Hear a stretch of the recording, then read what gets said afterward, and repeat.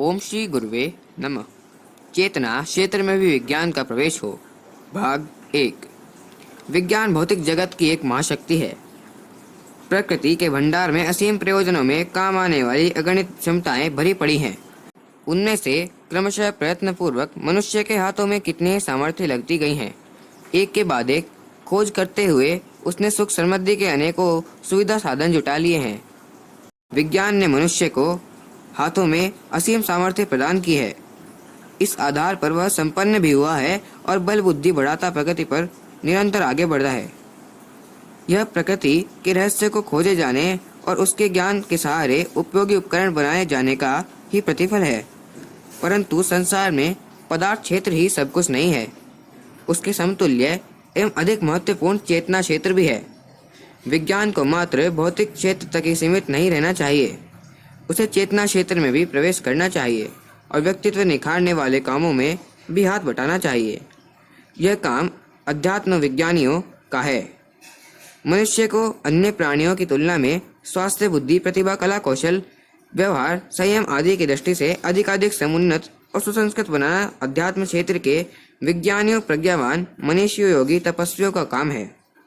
उनका कार्य क्षेत्र भौतिक विज्ञान से भी कहीं बढ़ा चढ़ाकर और अधिक उपयोगी है। पदार्थ विज्ञान सुविधा साधन विनिर्मित कर रहा है। उन साधनों का उपयोग जिसे करना है, उन मनुष्य का दृष्टिकोण परिष्कृत करना असामान्य काम है। उसने अनेकों कुटेवें अपना ली हैं और ऐसे क्रियाकलाप अपना लिए हैं जो मात्र व्यक्ति के लिए ही नहीं, समूचे समाज के लिए हानिकारक हैं। ढेरों प्रवृत्तियां ऐसी हैं जिनसे पीछा छुड़ाना और छुड़ाया जाना चाहिए। ढेरों सब प्रवृत्तियां ऐसी भी हैं जिन्हें अभी अपनाया नहीं गया। अन्यथा सामान्य परिस्थितियों में रहने वाले व्यक्ति भी महामानव स्तर का बन सकता है। इस संदर्भ में प्रयोग करना और उपलब्धियों से जनसाधारण को अवगत कराना यह आत्मवेत्ताओं का, मनीषियों का काम है। मनुष्य का शरीर और मस्तिष्क बहुमूल्य यंत्र हैं। उसके अंतराल में प्रकृति की पदार्थ परक और परब्रह्म की चेतना एक पर एक अनेकानेक विभूतियां समाविष्ट हैं। वे बीज रूप में प्रसुप्त स्थिति में रहती हैं। उन्हें अंकुरित और पल्लवित किया जा सके तो नर के भीतर सोया हुआ नारायण जगाया जा सकता है और पुरुष को पुरुषोत्तम की झांकी करने को मिल सकती है। इस स्तर के प्रयत्नों को योगाभ्यास या तपश्चर्या कहते हैं। साधना भी इसी को कहा जाता है। पुरातन काल के तत्वदर्शी अपनी काया में सन्निहित उन सूक्ष्म केंद्रों को समझते थे। साथ ही उन्हें प्रखर बनाने की विद्या का प्रयोग करके न केवल अपने आप को असामान्य बनाते थे, वरन अन्यान्यों को भी इस कौशल से लाभान्वित करते थे। यह गुह्य विद्या है, तो भी यह यथार्थ और प्रचंड।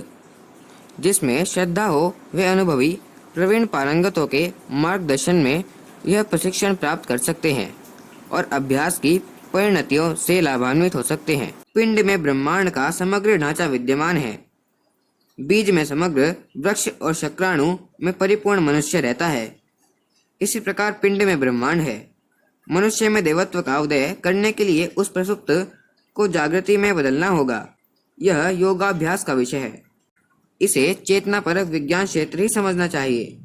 पिछले दिनों यह क्षेत्र पाखंडियों के हाथों में रहा।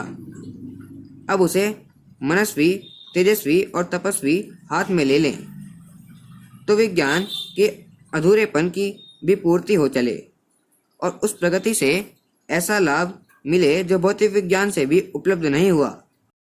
इन दिनों ब्रेन वॉशिंग के नाम से किए जाने वाले प्रयोग की महती आवश्यकता है। इस क्षेत्र में भौतिक विज्ञानियों ने भी यत्किंचित प्रयोग किया है और विरोधियों को समर्थक बनाने में आंशिक सफलता पाई है। उनकी कल्पना है कि सशक्तों द्वारा दुर्बलों के मन पर आधिपत्य करने के उपरांत पालतू पशुओं जैसा इच्छानुवर्ती होने के लिए प्रशिक्षित किया जा सकता है। उनके प्रयोग सफल हुए तो समर्थ नफे में रहेंगे, किंतु मनुष्य का स्वतंत्र चिंतन और आत्मबल समाप्त हो जाएगा। अखंड ज्योति, मई 1991, पृष्ठ 33। ओम शांति।